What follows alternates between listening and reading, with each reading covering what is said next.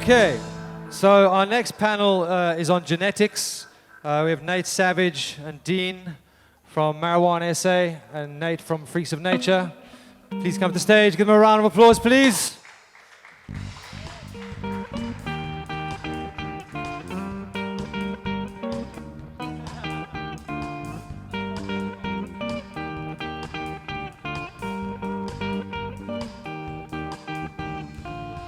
Hello. Okay, so don't forget what to do with the mic, Nate. Okay. I'm always excited to speak to you guys about genetics because you guys get super excited and really passionate about genetics. Yeah. So I asked the question, why are genetics so important?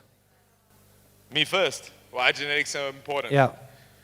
Because people who know what they're doing worked very hard at finding those genetics, securing those genetics, breeding those genetics, finding the best genetics so that you could grow it easily. So if you want something very specific, that's where genetics comes into play. And that's the beauty that you have. If you know, like me, you have severe ADHD, then you know you can smoke something like Blue Dream to help with that. And I can actually hunt for what I need now. And secondly, why genetics are important is, Dean? I think more so than any of that, if you want a good result, you need to start with a good product. And starting, if you look at, say, an expensive seed like slurricane or sort of ethos glue or something like that, and you're like, why am I going to pay 300 Rand for that seed? That seems completely exorbitant when I could just be taking a seed out of my Swazi that I bought and planting it. But if you're starting off with a bad product, you're going to end up with a bad result. Like I said earlier, no matter what you're doing, you can give it the best soil, the best lights, the best nutrients. But if you started off with a bad base, you're not going to get a good result. And genetics have been, and especially marijuana genetics have been it's been a prohibition space for the last 100 years. And these products were pulled underground and they were bred to be a specific product, and that was a product that's going to deliver a high sort of THC, short flowering space to give you the completely best product. But I think going into a legal market, we're going to see a different kind of genetic being demanded, say the 1,1-CBD or the alt cannabinoids, and that's something that I'm really excited about for the future. But right now, good genetics should equal a good product at the end. Let's talk about the land races that have been going on, and we've got some very good genetics here. Some that have kind of disappeared from our land and gone, to other countries. And and I'm a big believer in working and collaborating with internationals. I think it's important, to work and build together. But at the same time, there also has to be a certain amount of protectionism of our own environment. What are your thoughts on our seeds and our genetics and how we move forward to make sure that we don't become totally overridden by international genetics? I think for some strains, we've already missed the boat. I mean, you look at Durban Poison.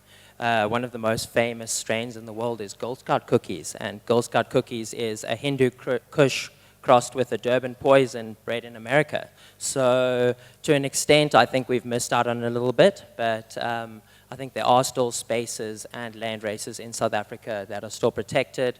I ran into Simon recently, who's well known for his work in the strain hunters, and he said he's doing some sort of NGO work in the Pondu land in the Transkei to try and protect some of these genetics.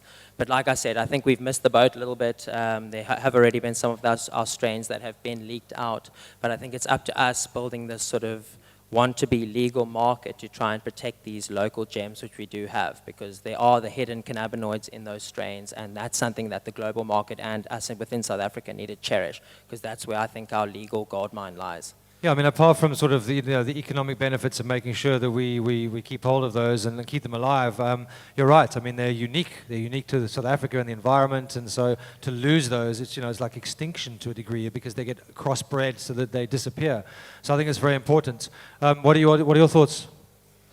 Yeah, I agree with Dean. very much as well. I mean, myself, next season, I'm going to be trying to source as well, connect with some guys and try to do mostly African strains, because I've started recently reading a bit more about THCV and stuff like that. You know, it's quite interesting for me how many South African strains contain high percentages of that and kind of the applications that can be used for.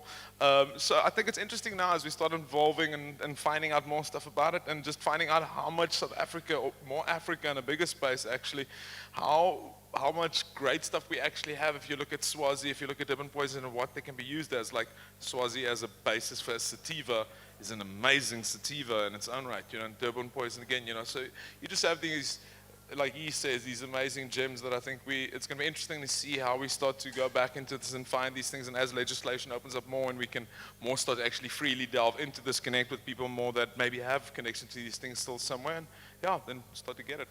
So for those people who are growing already or looking to grow, give us some advice on the kind of seeds that you find are good for our climate and that you would recommend, especially to start out. Because I know it's not, you know, not every sort of plant is the same in terms of what it needs to grow. Some are easier than others. What would you advise?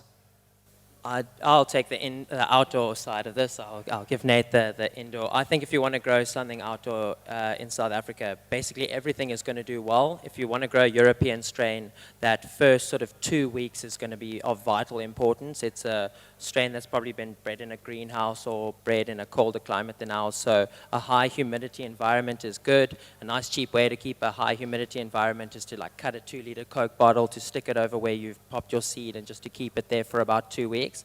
But then if you have access to a broad range of genetics, go for like a nice strong sativa or a sativa hybrid if you like something with a bit of kick. Because South Africa, I mean, the land races, as Nate was saying, sort of the Malawi Gold, the Durban Poison, those are the most sativa of the sativa, you know. They're well known for being exactly that. And our sun would, I mean, a plant under the South African sun is going to get massive. So go for a high sativa dominant and you'll have a relatively easy growing experience, I rate.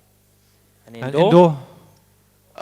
Yeah, look, I like indoor because I like pushing my limits a little bit on what you can do. So the next season now, I sourced like in-house genetics, only seeds, Sulfire, Royal Queen, like tried to get all the best ones out there, and working with some awesome local Cape Town growers and everybody to kind of collectively grow, to kind of try to show Amsterdam and the guys and everybody as well what we can do with their stuff as well. We have our tech, we have our stuff, you know, we have skills here as well, and I think South Africa now is an opportunity that we can actually be represented in that side. So when it comes to indoors, you have the beauty that we have amazing genetics, like I just mentioned now, like in-house, for instance, is crazy stuff. I mean, it's some of the guys that I know that are growing it can hit over 30% THC, stuff like that. Same with Ethos.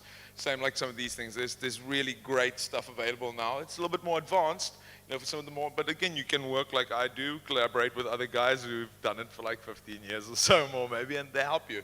Like they advised me through my last one with everything, you know, and you kind of come out, like I came out on an amazing product like some of the guys know, but it's just because I had help from people, and you just fine tune it and you do your thing, man. It's quite cool. I guess as a part of his trial and error. Yeah. At least you get to test your own product. Great, thanks so much. I know genetics can get really deep. We don't have time to get even deeper than this, but I really appreciate your guidance and your input. Thank you so much. Put your hands together, please.